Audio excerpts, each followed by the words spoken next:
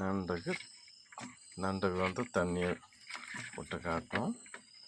அருமையான நண்டு பாருங்க, என்ன அழகாக இருக்குது. இந்த நண்டுக்கு தண்ணி விடணும்.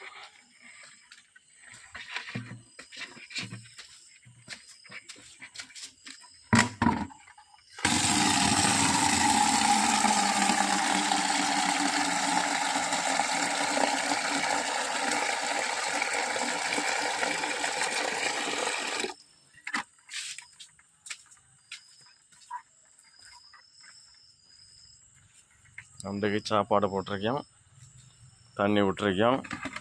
அதுக்கு மறைவாக இருக்க வாழை இலை, ஒரு மூடி எல்லாம் போட்டு அதை மறைவாக வச்சுருக்கேன்.